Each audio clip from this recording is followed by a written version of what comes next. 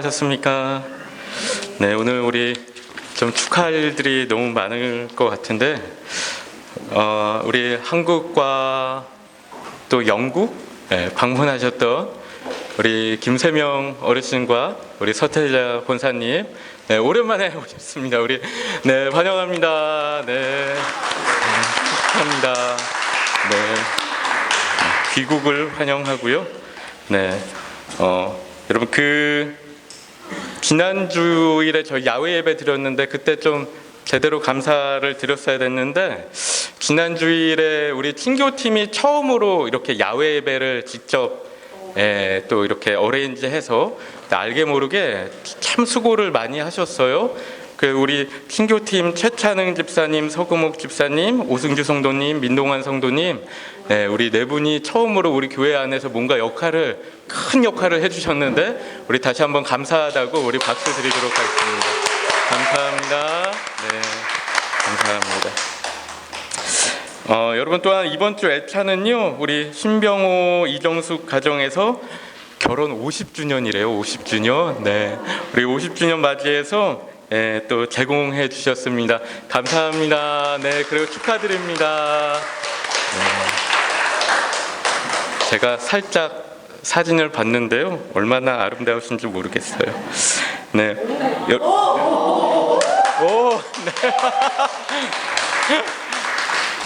또 어떻게 이렇게 여러분, 이번 달부터 저희가 생일 축하를 한동안 또 못했었는데, 이번 달부터 다시 생일 축하 시간을 가지려고 해요. 10월 달은 오늘 기념하고 11월부터는 이제 첫 번째 주일에 하려고 합니다. 우리 생일자이신 분들 한번 일어나 주시면 명단 뜰 텐데요. 우리 생일자이신 분들 명단이 그냥 알아서 일어나 주시죠. 10월달 일어나 주시죠.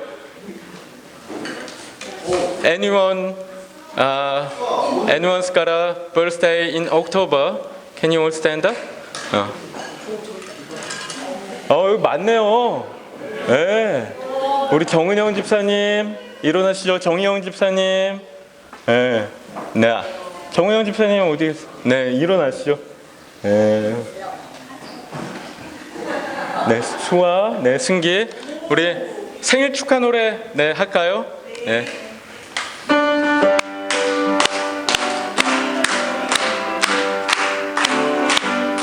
생일 축하합니다.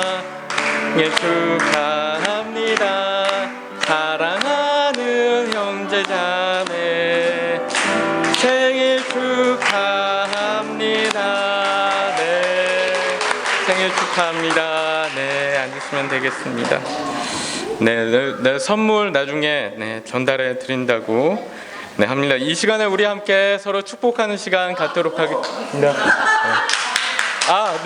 죄송해요. 제가 까먹을 뻔했는데, 오늘 아침에 우리 정철 장로님 21.5km 마라톤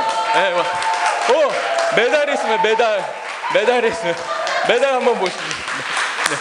아이고, 축하합니다. 제가 깜빡할 뻔했네요.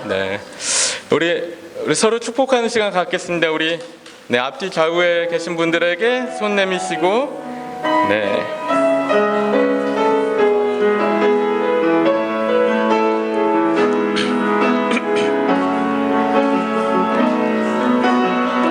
평화 하나님의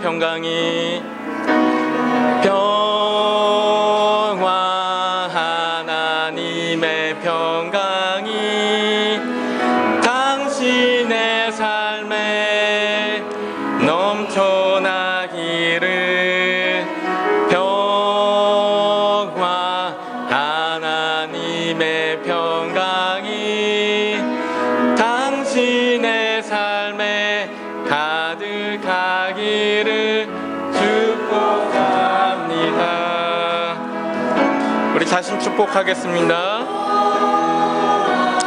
하나님의 소망이 나의 삶 속에 넘쳐나기를. 소망, 하나님의 소망이 속에 가득하기를 축복합니다. 우리 함께 교회 축복하겠습니다. 사랑, 하나님의 사랑이 우리 교회에 넘쳐나기를. 사랑, 하나님의 사랑이 우리 교회에 가득하기를 축복합니다. 아멘. 사랑합니다. 축복합니다.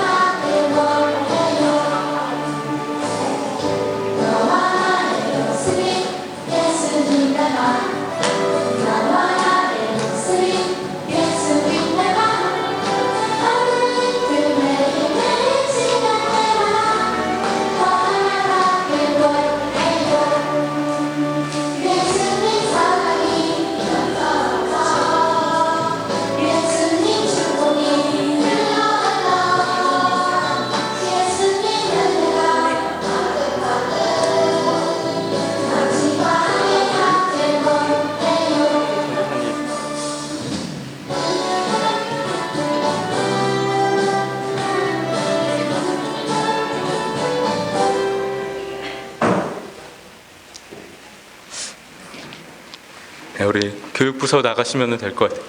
우리 광고 시간에 나가기로 했는데 계속 앉아 계셔서 너무 보고 싶었나 봐, 광고가. 네. 여러분, 우리 김삼식 주순복 가정에서 또 TV를 헌물해 주셨어요. 되게 비싼 TV인데 헌물해 주셔서 아까 미처 말씀을 못 드렸는데 지금 장로님이 자리에 안 계신가 봐요. 나중에 우리 감사 인사 좀 전하면 좋겠습니다. 오늘 함께 나눌 말씀 마태복음 16장 16절 말씀입니다. 네, 마태복음 16장 16절 말씀, 우리 함께 한 목소리로 읽도록 하겠습니다. 시작. 시몬 베드로가 대답하여 이르되 주는 그리스도시요 살아계신 하나님의 아들이시니이다. 마태복음 16장 16절 말씀입니다. 여러분, 제가 2주 전부터 예배에 대해서 또 이렇게 설교를 하고 있죠. 여러분 혹시 기억하십니까? 여러분, 예배는 쉼이라는 신의 영역에 참여하는 어떤 그런 요소가 있다라고 했고요. 우리가 예배를 받는 것이 아닌, 그렇죠? 우리가 서비스를 받는 것이 아닌, 예배의 자리는 우리가 서비스를 하나님께 올려드리는 그런 시간이고, 그렇게 함으로 해서 우리 하나님께서 우리가 허락하신 참된 쉼과 참된 안식, 어떤 영적인 체험을 경험하는 것이라고 했습니다. 그래서 우리는 이 공예배를 통해서 우리가 영적인 충전을 받아서 세상에 나가서 삶의 예배를 드리는, 그게 이제 우리의 예배라고 했죠. 여러분, 지난 주일에는 저희 야외 예배에 나가서 노는 예배라는 제목으로 설교를 전했는데요. 여러분, 그리스도를 믿는 믿음의 공동체가 우리가 구원받고 부름받은 하나님의 공동체로서 함께 즐거워하고 함께 기뻐하고 함께 노는 것도 예배가 된다라고 말씀드렸습니다. 그렇죠? 여러분, 그래서 잘 노는 것도 교회에 있어서 너무 중요하다, 이런 말씀 나눴습니다. 여러분, 하지만 오늘부터 하는 이야기는 이제 우리가 주일에 교회에서 드리는 예배, 그렇죠? 그래서 형식이 있는 예배의 중요성에 대한 어떤 이야기들을 좀 하게 되겠습니다. 지난 주일에 누군가 그런 얘기 했는데요. 우리가 매주 나가서 야외 예배 했으면 좋겠다. 이제 그런 부분들도 참 좋겠지만, 여러분, 하지만 놀고 즐기는 것만이 우리의 목표가 아니기 때문에, 그렇죠? 그렇기 때문에 우리에게는 형식이 있는 예배가 필요하다는 거죠. 중요하다는 거죠. 그래서 우리 교회들이 이렇게 지금까지 수천 년 동안, 2000년 동안 이렇게 예배를 드려왔는데, 여러분, 우리 기독교 교회들이 지금까지 예배를 드린 형식들이요, 그냥 만들어진 것이 아닙니다. 그렇죠? 예수님이 부활 승천하신 이후로 2000년간, 아니면 혹은 이 마틴 루터의 종교개혁 이후로 한 500년간 수많은 우리의 신앙의 선배들이, 또 교회들이 고민하고 기도하고 또 경험하면서 어떤 예배의 모습들이 이렇게 갖춰져 왔다라는 것이죠. 물론 지금도 예배 형식은 계속해서 조금씩 바뀌고 있지만, 여러분, 이 가운데 있는 예배 요소들 하나하나가 여러분 그만큼 어떻게 보면 전통이 있고 또 성경적인 의미가 있는 그런 부분들이라는 것이죠. 여러분, 그래서 여러분, 예배의 형식이 뭐가 필요해? 내용이 중요하지? 이런 생각들 우리가 할 수도 있고, 또 그것도 틀린 것은 아니지만, 맞는 말이지만, 지금 우리는 왜 이런 예배 형식으로 예배를 드리는지, 우리가 왜 사도신경으로 시작하고 또 예배에서 왜 찬양을 하고 또 성가대를 하고 또 헌금을 하고, 이런 어떤 하나하나의 순서들을 왜 하는지, 또 그 역사와 그 의미에 대해서 우리가 좀 더 알아나간다면은 우리가 예배를 더 누릴 수 있고 그 가운데 더 하나님을 만나는 그런 시간들이 될 것이라는 것이죠. 그래서 여러분, 오늘 설교는 이 예배 첫 순서인 사도신경, 그러니까 신앙 고백에 대해서 좀 제가 여러분들과 함께 나누는 시간을 갖도록 하겠습니다. 여러분, 예수님께서 부활 승천하신 이후에 열흘째 되던 날, 예수님의 제자들이 마가의 다락방에 모여서 기도를 하죠. 기도를 하는데, 그러는 가운데 이들이 오순절 성령 강림 사건을 경험하게 됩니다. 그렇죠? 여러분, 그러니까 제자들이 성령의 충만함을 받아서 다른 언어들로 말하기 시작하죠. 방언을 한 것이죠. 방언으로 이야기하기 시작해요. 그래서 이로 인해서 그때 각 지방에서 모였던 수많은 유대인들이 예수님의 복음을 영접하는 그런 놀라운 사건이 일어나게 됩니다. 여러분, 그런데 그때 여러분, 그곳에서 예수님을 영접했던 유대인들이 이제 각자의 집으로 돌아갈 때가 된 것이죠. 돌아갈 때가 되니까 여러분, 거기에 있던 제자들이 그들이 떠나기 전에 그들에게 기독교 신앙의 핵심 교리를 가르치자, 이렇게 생각하고 한 명씩 돌아가면서 이야기하기 시작해요. 베드로가 이렇게 말하는 거예요. 나는 전능하신 아버지 하나님, 천재 창조주를 믿어. 그러니까 안드레가 또 이렇게 얘기해요. 나는 그의 유일하신 아들, 우리 주 예수 그리스도를 믿어. 그러고 나서 이번에는 야고보가 이렇게 얘기해요. 그는 성령으로 잉태되어 동정녀 마리아에게서 나셨어. 그리고 그 다음에는 요한이 말합니다. 그는 본디오 빌라도에게 고난을 받아 십자가에 못 박혀 죽으셨어. 여러분, 이렇게 하나 둘씩 모든 12제자가 돌아가면서 자신의 신앙을 고백하는데, 이것을 모아서 하나의 신앙 고백서를 만든 게 바로 사도신경이라는 전설과 같은 이야기가 있습니다. 여러분, 이게 전설입니다. 진짜가 아닙니다. 여러분 혹시 오해하시고 또 딴 데 가셔서 말씀하시면 안 되고요. 여러분, 실은 이와 같은 주장은요, 이 4세기 말의 신학자였던 루피누스라는 사람이 이 사도신경의 권위성을 강조하기 위해서 했던 이야기라고 해요. 그런데 그냥 지어낸 이야기는 아니었고, 당시 내려왔던 전승에 의거해서 뭔가 카더라 하는 게 있었던 것이죠. 카더라에 의거해서 사도신경이 사도들로부터 유래가 되었음을 증명하려고 했었던 것이죠.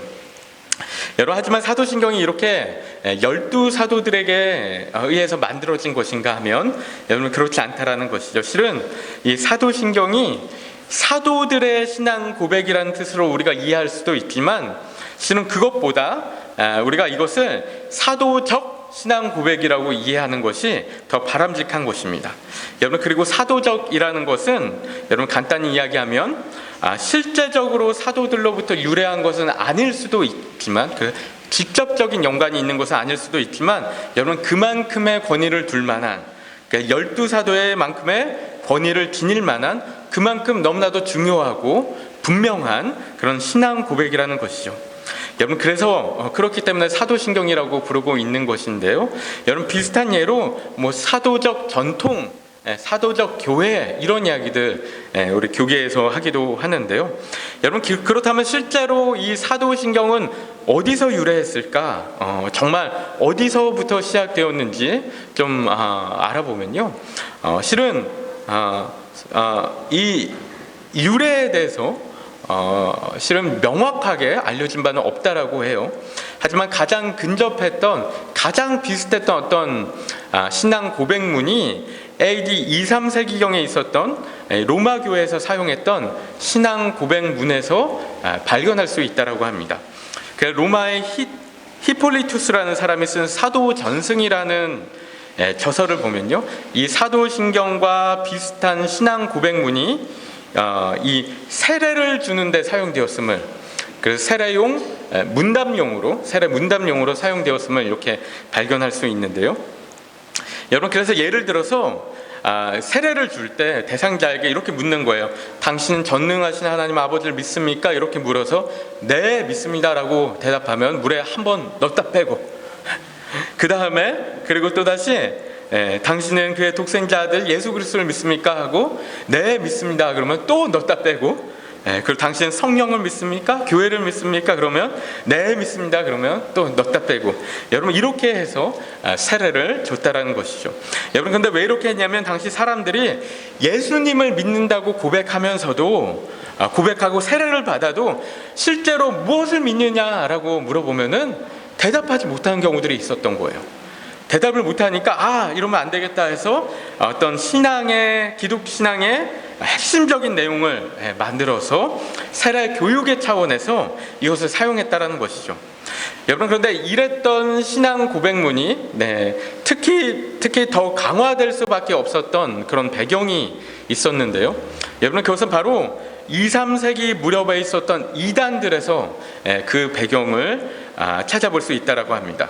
여러분, 당시 영지주의, 몬타누스주의, 이런 이단 사상들이 막 일어났었는데요. 이런 것들을 보니까 그것에 대해서 이제 기독교 신앙을 순수하게 보호하고자 또 이렇게 정립하고 강화한 것이 바로 사도신경이라는 것이죠.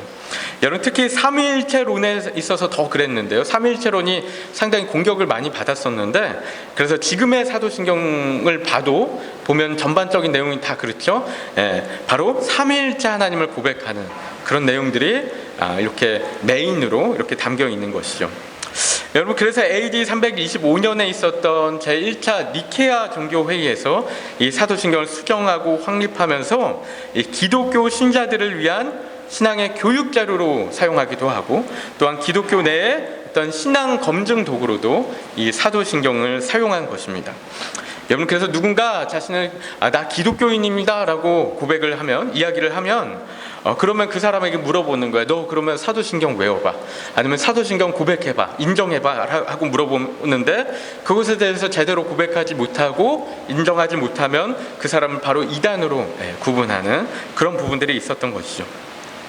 여러분, 그래서 이 사도신경은 결론적으로 내부적으로는 우리 성도들의 신앙을 분명하게 정립하는 데 사용했고, 또한 외부적으로는 이단들로부터 교회를 보호하는 데 이렇게 사용한 것이 바로 사도신경인 것입니다. 여러분, 그리고 그 이후로도 사도신경은 계속해서 역사 가운데 좀 어느 정도 수정되고 다듬어지면서 지금의 이 모습에 이르게 되었는데요. 방금 말씀드린 니케아 종교회의 이후에도 381년에 콘스탄티노플 종교회의, 또 431년에 에베소 회의에서 수정되고, 또 그 이후로도 수도사회에서 수정되고, 또 중세교회에서 수정되고, 이렇게 계속 이제 조금씩 다듬어지고 하다가 결국 12세기에 로마 가톨릭 교회의 공식 신조가 되었다라고 해요. 여러분, 근데 실은 근대에 와서도 최근까지도 계속해서 조금씩 수정되고 있죠. 한 10년 전에도 이 사도신경이 한국에서 새로 개편해갖고 또 시대적으로 맞게, 또 현대, 또 특히 청년들에게 맞게 이렇게 좀 개편하는 어떤 그런 작업들이 계속해서 이루어지고 있는 것이죠. 여러분, 그래서 대부분의 지금 한국의 장로 교단들은 다 새 주기도문, 새 사도신경 이걸 사용하기로 결의하고, 또 각 교회마다 이렇게 사용하고 있다라고 하고요. 또 가장 보수적인 고신총회에서도 이 새 사도신경을 쓰자고 결의하고 그 각 교회마다 그렇게 하고 있다고 하는데요. 여러분, 그래서 역사적으로는 그 형태들이 조금씩 변경된 부분들은 있지만 그 중심 내용은 변하지 않고 이렇게 지금까지 이렇게 온 것이죠. 여러분, 사도신경을 보면 이 고백문은 실은 기독교의 가장 중요한 핵심이 되는 내용들을 모아놓은 것이라고 할 수 있습니다. 그래서 성경을 쭉 압축해서 보면 바로 이 사도신경이 된다라는 이야기를 하기도 해요. 보면 어떤 고백들이 있죠? 구조적으로 이렇게 크게 보면 4가지 신앙 고백이 있는 것을 알 수가 있는데요. 첫 번째로는 성부 하나님에 대한 신앙 고백이 있고, 그래서 이렇게 얘기하죠. 나는 전능하신 아버지 하나님 천지의 창조주를 믿습니다. 하나님에 대한 신앙 고백이 있고, 여러분, 그래서 참고로 사도신경은 이런 구조로 되어 있어요. 나는 믿습니다. 나는 믿습니다. 원어가 그렇거든요. 나는 믿습니다. 이런 구조로 이렇게 3번인가 이렇게 반복하는데, 그래서 이제 새 사도신경도 그런 비슷한 구조로 만든 거예요. 나는 예수님을 믿습니다. 나는 전능하신 하나님을 믿습니다. 이런 구조로 만들었는데요. 두 번째로는 성자 하나님이신 예수님에 대한 신앙 고백이 있죠. 그래서 나는 이런 예수님을 믿습니다. 이런 고백이에요. 여러분, 그런데 보시면 알겠지만 예수님에 대한 신앙 고백이 가장 길죠. 그렇죠? 가장 길어요. 이렇게 얘기하죠. 나는 유일하신 아들 예수님을 믿습니다. 성령으로 잉태하시고 마리아에게서 나시고 십자가에서 죽으시고 다시 살아나셔서 하나님 우편에 앉아 계시다가 또 산자와 죽은 자를 심판하러 오시리라 믿습니다. 이렇게 길게 나와 있죠. 이렇게 긴 이유가 있겠죠. 긴 이유에 대해서 또 이후에 말씀드릴 텐데, 또 3번째는 성령 하나님에 대한 신앙 고백. 이건 좀 짧죠. 나는 성령을 믿으며 이렇게 얘기합니다. 그렇죠? 그리고 마지막 4번째로는 그 외에 다른 어떤 여러 가지 요소들에 대한 고백이 있어요. 그래서 거룩한 공교회와 성도의 교제와 죄를 용서받는 것과 몸의 부활과 영생을 믿습니다. 아멘 하고 마치죠. 되어 있는데요. 여러분, 이런 부분에 있어서 우리가 사도신경을 좀 생각할 때, 여러분, 우리가 예배 때마다 사도신경을 고백하는 것이 참 중요한 것 같다라는 생각이 들어요. 왜냐하면 여러분, 첫 번째로는 우리가 이 삼위일체 하나님을 믿는 신앙 공동체로서 이 시간이 우리의 신앙의 핵심을 좀 고백하며, 그렇죠? 우리의 정체성을 드러내는 그런 시간이기 때문에 그래요. 그래서 우리 사도신경 고백하면서 우리는 이런 공동체야 라고 고백하는 것이죠. 우리는 이런 진리를 믿는 공동체야. 그것을 시작으로 우리가 예배를 드린다는 거예요. 그리고 그렇죠. 그리고 또한 두 번째로는 이 신앙 고백이 모든 기독교인들과 교회들에게 가장 공통되면서도 또한 가장 핵심적인 신앙 고백이니까요. 그러니까 어떻습니까? 모든 교회가 예배 때마다 이것을 고백하면서 그 시간이 어떻게 보면 우리 모든 교회가 어떤 그 시가 상징적으로 어떤 우리 한 교회임을, 우리 하나된 그런 어떤 사도적 교회임을 드러내는, 그렇죠? 그런 교회라는 것을 고백하는 것이죠. 그러니까 우리가 주일마다 이렇게 예배를 드리고 또 예배를 드리는 시간들은 다 다르겠지만 모두가 대부분이 이제 사도신경을 고백하는데, 사도신경을 고백함으로써 우리 모두 다 한 교회예요, 한 사도적 교회예요, 이런 것들이 고백이 되는 그런 시간이라고 생각할 수 있는 것이죠. 그래서 실은 사도신경이 이 헬라어 원어로는 심보름 아포스토로룸이라고 하는데, 이 의미가 뭐냐면 이 사도의 상징이라는 의미를 갖고 있다는 거예요. Symbol of the Apostles, 그래요, 영어로 보면. 그래서 이 사도신경을 고백하는 것이 결국 이 삼위일체 하나님을 고백하는 정말 사도적 기독교 공동체라는, 변질되지 않은 그 모습 그대로의 신앙을 갖고 있는 그 기독교 공동체 교회라는 것을 이야기한다는 것이죠. 여러분, 그래서 사도신경이 교회의 그런 상징이 된다는 것이죠. 이런 부분들 생각하면 여러분, 이게 참 중요하지 않은가? 우리가 사도신경 고백하는 거 참 중요하지 않은가 생각하게 되는데요. 여러분, 그런데 우리가 중요한 것은 또한 이 사도신경의 성경적인 유래도 생각해 볼 필요가 있겠죠. 여러분, 사도신경이라는 것은 이게 신앙 고백인데, 신앙 고백이잖아요. 그런데 실은 성경에도 기독교 신앙의 신앙 고백이 있죠. 최초의 신앙 고백, 여러분 무엇일까요? 최초의 신앙 고백, 성경에 있는 무엇일까요? 신약에 나와 있는 바로 사도 베드로가 했던, 그렇죠? 마태복음 16장 16절에 있는 우리가 아까 읽었던 주는 그리스도시요 살아계신 하나님의 아들이시니이다. 이 고백. 저희가 오늘 암송을 안 했네요. 제가 깜빡하고 암송을 안 했는데, 요거 이번 한 주간 암송 구절입니다. 암송 구절인데요. 이 고백이 이 성경에 있는 최초의 기독교 신앙 고백이죠. 그렇죠? 그래서 실은 사도신경이 여기서 발전되었다라는 이야기가 있어요. 그래서 이 고백으로 시작해서 여기에 가장 필수적인 어떤 기독교적인 신앙 고백들을 좀 이렇게 덧붙여서 지금의 사도신경이 완성되었다라는 이야기가 있는데요. 그런데 이 말씀과 비슷한 이야기를 여러분 이후에 베드로가 또 하게 되는데요. 여러분 아까 말씀드린 오순절 성령 강림 사건 이후에 교회가 탄생하는데, 교회가 탄생하고 있는 바로 그 시점에 베드로가 첫 설교를 하는데요. 베드로의 가장 처음 설교의 결론부에서 베드로가 이렇게 이야기합니다. 우리가 사도행전 2장 36절 말씀 우리가 같이 읽어볼게요. 시작. 그런즉 이스라엘 온 집은 확실히 알지니 너희가 십자가에 못 박은 이 예수를 하나님이 주와 그리스도가 되게 하셨느라 하니라. 여러분, 그래서 사도행전의 최초의 교회는 이 고백 위에 세워진 거예요. 그렇죠? 이게 교회의 가장 중요하고 근간이 되는 고백인 것이죠. 그래서 사도행전을 보면요, 제자들이 가는 곳마다 어떤 이야기를 하냐면은 바로 이 이야기를 해요. 예수가 그리스도다. 예수님이 메시아예요. 주님이시에요. 하나님의 아들이에요. 이런 얘기를 계속하는 거예요. 여러분, 이게 교회에 있어서 가장 핵심적인 내용이라서 그렇다라는 것이죠.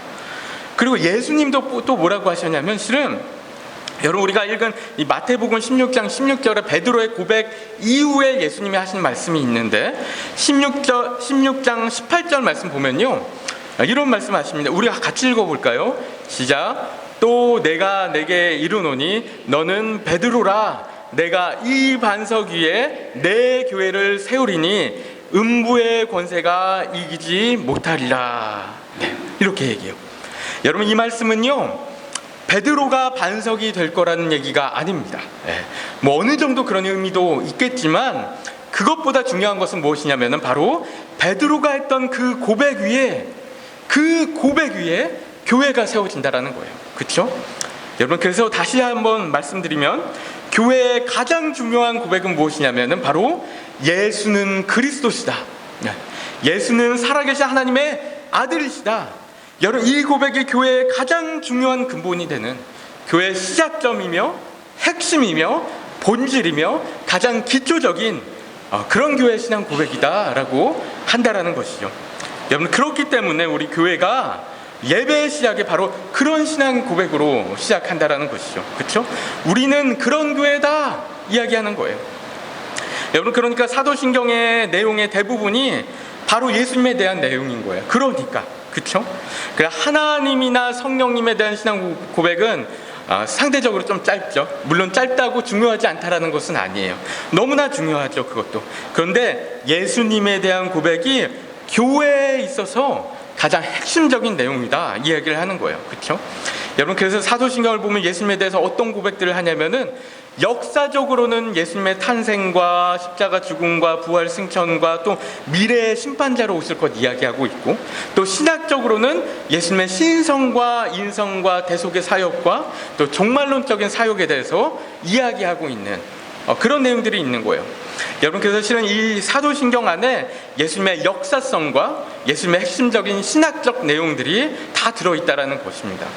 그래서 교회가 이렇게 사도신경을 매 예배 때마다 함께 한 마음으로 고백하는 것이 얼마나 중요한가, 얼마나 중요한 것인가 우리 생각하는 것입니다. 여러분, 그런데 여기서 한 가지 몇 가지 참고적으로 좀 말씀을 드리면요, 실은 사도신경 외에도 교회에서 하는 다른 신앙 고백문들이 있습니다. 여러분, 혹시 들어보셨습니까? 여러분, 대표적으로는 니케아 신경이라는 것이 있고요, 또한 아타나시아 신경, 또 웨스트민스터 신앙 고백, 뭐 그런 것들도 있고, 또 저희 뉴질랜드 장로교단이 사용하는 쿠프파카포노라는 신앙 고백도 있습니다. 여러분, 그래서 어떤 교회들은 대부분이 사도신경을 하지만 또 어떤 교회들은 이 니케아 신경을 고백하는 교회들도 간혹 있다라고 제 얘기만 들어봤습니다.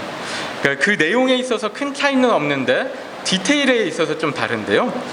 예를 들어서 말씀드리면 이 성부 하나님을 고백할 때, 여러분, 제가 여러분께 나눠드린 그 종이에도 좀 나와 있는데요, 니케아 신경은 이런 고백이 있는 거예요. 하늘과 땅과 이 세상에 보이고 보이지 않는 모든 것을 지으셨습니다. 이런 표현이 참 좋은 표현 아닙니까? 하나님이 보이는 것만 지으신 게 아니라는 것이죠. 그렇죠? 보이지 않는 것, 눈에 보이지 않는 것, 뭐 어떤 사랑이라는 감정, 개념, 뭐 이런 것들도 여기에 속해 있을 것 같아요. 참 마음에 와닿는 그런 표현이 아닌가 생각했는데요, 또 다른 번역을 보니까 유형과 무형의 모든 것을 지으셨다 이렇게도 얘기하더라고요. 그리고 성자 하나님이신 예수님을 고백할 때는 보면은 빛에서 나신 빛이시오, 또 참 하나님에게서 나신 참 하나님이시며, 이런 표현들도 있어요. 이런 표현들도 참 좋지 않은가 생각했는데요. 여러분, 그래서 제가 느낄 때 이 니케아 신경은 좀 어떤 면에서는 좀 시적이기도 하고 또 좀 자세하게 적은 부분들이 있지 않나 생각을 했습니다. 여러분, 그리고 뉴질랜드 장로교단을 사용하는 신앙 고백은 이 쿠프파카포노라고 부르는데, 여러분, 이 이름의 뜻은 다른 게 아니고 그냥 신앙 고백이라는 뜻이라고 합니다. 신앙 고백이라는 뜻이라고 해요. 여러분, 이 내용은 여러분, 그래도 우리가 뉴질랜드 장로교단에 속해 있으니까 한번 우리가 다 함께 한번 천천히 한번 읽어보면 좋겠다라는 생각이 들었는데요. 좀 긴가요? 함께 읽기 좀 길 수도 있는데 저희가 저와 함께 한번 천천히 한번 좀 의미를 생각하면서, 혹시 막 읽으면서는 의미를 잘 못 생각하겠어요 그런 분이 계시면은 그냥 들으면서 한번 의미를 한번 생각해 보십시오. 우리 함께 읽겠습니다. 시작. 우리는 이 땅 아오테아로아 뉴질랜드에서 성부와 성자와 성령이시며 모든 사람보다 먼저 사랑이신 유일하시고 참된 살아계신 하나님을 믿고 그분께 속해 있음을 고백합니다. 우리는 성부 하나님을 믿습니다. 그분은 주권자이시며 거룩하시며 만물의 창조주이시며 양육자이시며 예수 그리스도의 아버지 되시며 성령을 보내신 온 땅의 심판자이십니다. 우리는 성자 하나님, 우리 구주 예수 그리스도를 믿습니다. 그분은 참 인간이시며 참 하나님이시며 은혜와 진리가 충만하여 우리 가운데 사셨습니다. 그분은 우리 죄를 위하여 십자가에 못 박히셨고 하나님의 능력으로 죽음에서 다시 살아나셨으며 우리를 용서하시고 자유케 하시어 하나님의 새로운 피조물로 나게 하셨습니다. 그분은 이제 승천하셔서 우리를 회개와 믿음으로 부르시고 우리를 하나님과 서로에게 회복시키십니다. 우리는 성령 하나님을 믿습니다. 그분은 모든 피조물 안에 역사하시는 생명을 주시며 성경의 영감을 주시고 그리스도를 알리시며 우리의 마음과 생각을 변화시키시고 우리를 그리스도의 공동체로 모으시며 예배와 선교에서 교회에 능력을 주시는 분이십니다. 우리는 이 삼위일체 하나님께 속하였습니다. 많은 나라 가운데 모든 남녀노소가 그리스도 안에서 해, 이위, 코타이, 타토우 한 민족입니다. 말과 행동으로 하나님의 사랑의 증인이요 화목하게 하는 일꾼이요 창조의 청지기입니다. 하나님의 백성으로서 우리는 소망과 기쁨을 안고 그리스도의 재림과 새 하늘과 새 땅을 고대합니다. 그곳은 더 이상 악과 죽음이 없고 정의와 평화가 번성하며 그곳에서 우리는 영원히 하나님의 영광을 기뻐할 것입니다. 네. 이건 좀 새롭죠? 네, 좀 새롭고 좀 어려울 수도 있고 또 사도신경에 비하면 좀 많이 길죠. 좀 많이 길고 여러분 그런데요. 우리가 예배 때 사용하기에는 조금 너무 길어서 좀 어려운 부분들이 있어서 우리는 그냥 계속해서 사도신경을 사용하는 건데요. 여러분 씨는 이외에도 사도신경에 대해서 좀 더 세부적인 내용들에서 나눌 내용들이 있는데 제가 오늘 아침까지 좀 고민했는데 다음 주에 사도신경의 이 내용들에 대해서 좀 더 나누면 좋겠다라는 생각했습니다. 마지막으로 한 가지만 말씀드리고 제가 마치면요. 여러분 사도신경이나 이런 신앙 고백을 라틴어로는 크레도라고 부른다고 해요. 크레도. 그래서 영어로 하면은 사도신경이 아포슬스 크레드죠. 크레드. 그래서 크레드가 이 크레도에서 유래한 말이라고 합니다. 그런데 이 크레도라는 뜻은 단순히 나는 믿습니다라는 뜻인데 나는 믿습니다 그런 뜻인데 우리가 뭘 믿냐면 우리 성부, 성자, 성령 하나님을 믿고 예수님의 십자가와 부활을 믿고 또 마지막 날을 믿고 또 교회를 믿고 또 성도의 교제를 믿는다 뭐 이런 얘기도 있죠. 그러니까 이런 내용들은 다음 주에 한번 제가 더 이게 어떤 의미인지 함께 나누도록 할 텐데요.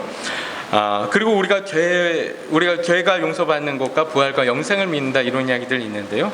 여러분 그런데 이 크레도라는 단어의 뜻이 참 특별합니다. 왜냐하면 여러분 이 크레도라는 단어는 그냥 믿습니다라는 뜻이 아니고 이 단어의 안에는 첫 번째로는 동의의 의미도 있고 두 번째로는 신뢰의 의미, 헌신의 의미, 순종의 의미 이런 의미들이 다 담겨 있다라고 해요. 그래서 우리는 성부, 성자, 성령 하나님이 계신 것뿐만 아니라 그 하나님을 신뢰하고 그 하나님께 헌신하고 그분의 말씀에 순종한다는 의미도 이 크레도에 담겨 있다는 것이죠. 그러니까 우리가 사도신경을 고백할 때마다 그런 어떤 고백을 하고 있다는 것이죠. 여러분 그런데 그뿐만 아니라 이 크레도는 그 어원이 심장을 준다라는 말에서 유래했다라고 해요. 심장을 준다. 크레도의 크레는 심장이라는 뜻이라고 하고요. 그래서 여기서 이 카디올로지라는 말이 나왔다라고 합니다. 이 심장학이라는 뜻이죠. 네, 심장학? 네, 맞나요? 네. 카디올로지가 여기서 유래했다라고 해요. 그리고 도는 I give, 드린다라는 뜻이라는 거예요. 그렇죠? 그래서 믿는다라는 것은 어떤 것인가? 신앙 고백할 때 믿는다라는 것은 어떤 것인가 하면 바로 우리의 심장을 드리는 믿음의 대상에게 우리의 심장을 드리는 그런 행위라는 것이죠. 그래서 결국 우리의 신앙 고백은 여러분 우리의 생명이 당신께 있습니다. 그렇죠? 여러분 그렇기 때문에 내가 당신만 신뢰하고 당신께만 헌신하고 당신께 순종하며 살겠습니다. 여러분 이런 의미라는 것이죠. 여러분 그래서 갈라디아서 2장 말씀처럼요 이제 내가 사는 것이 아니고 오직 내 안에 그리스도께서 사시는 것입니다. 이런 고백을 드리는 것이라고 해요.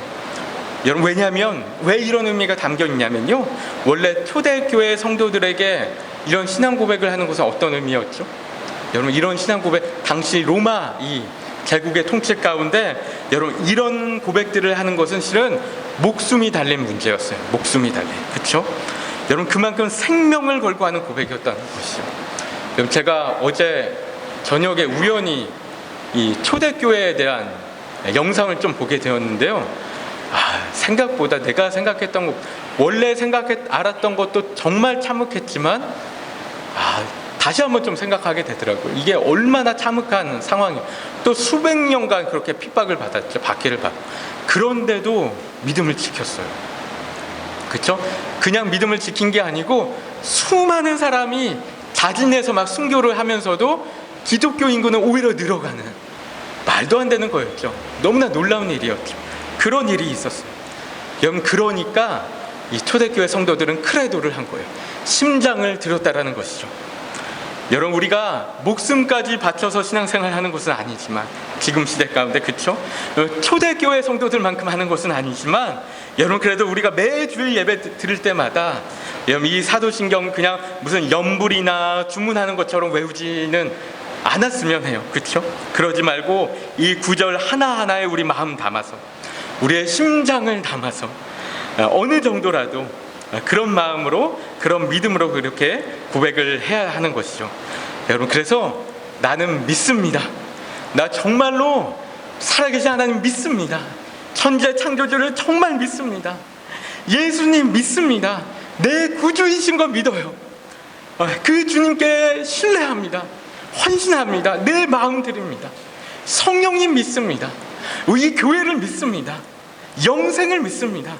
여러분, 우리가 그런 마음으로 예배를 시작하고, 그러면서 예배 안으로 들어가고, 그러면서 하나님을 알아나가고, 하나님을 누려나가고 할 때, 여러분, 그 가운데 우리가 정말 하나님의 나라로 온전히 더 성장해 나가고 성숙해 나가며 우리가 더 회복해 가는 그런 놀라운 하나님의 은혜가 우리 가운데 있을 줄로 믿습니다.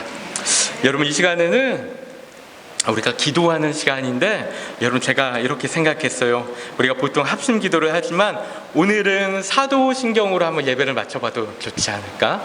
사도신경을 그냥 너무 쉽게 이렇게 줄줄줄 하는 것보다 우리가 좀 한 구절 한 구절 읽으면서 좀 중간에 쉬어가면서 우리가 한 문장 읽고 좀 쉬고, 우리 마침표 나오면은 그 뒤에 잠깐 멈춰서 잠깐 묵상하고 생각하고, 그러면서 한번 이 사도신경을 다시 한번 그런 마음으로, 그런 심장을 들이는 마음으로 한번 고백하고, 그리고 축도로 오늘 예배를 마치도록 하겠습니다. 우리 함께 사도신경을 고백하도록 하겠습니다. 시작. 나는 전능하신 아버지 하나님, 천지의 창조주를 믿습니다. 나는 그의 유일하신 아들 우리 주 예수 그리스도를 믿습니다. 그는 성령으로 잉태되어 동정녀 마리아에게서 나시고 본디오 빌라도에게 고난을 받아 십자가에 못 박혀 죽으시고 장사된 지 사흘 만에 죽은 자 가운데서 다시 살아나셨으며 하늘에 오르셔 전능하신 아버지 하나님 우편에 앉아 계시다가 거기로부터 살아있는 자와 죽은 자를 심판하러 오십니다. 나는 성령을 믿으며 거룩한 공교회와 성도의 교제와 죄를 용서받는 것과 몸의 부활과 영생을 믿습니다. 아멘. 축도로 마치겠습니다. 이제는 우리 주 예수 그리스도의 크신 은혜와 하나님 아버지의 극진하신 사랑하심과 성령님의 감화 감동 교통하심의 역사가 매 예배 때마다 우리의 심장을 들여 성부, 성자, 성령 하나님을 믿는다고 고백하며 그 믿음 가운데 거룩한 공교회와 성도의 교제를 이루어가며 죄를 용서받고 부활과 영생을 누려나갈 지금 이 자리 가운데 우리 모든 글렌필드 커뮤니티 교회 성도님들 머리 위에와 그 가정과 학업과 일터와 사역과 자녀들 가운데 이제로부터 영원까지 함께 하시기를 간절히 축원하옵나이다. 아멘.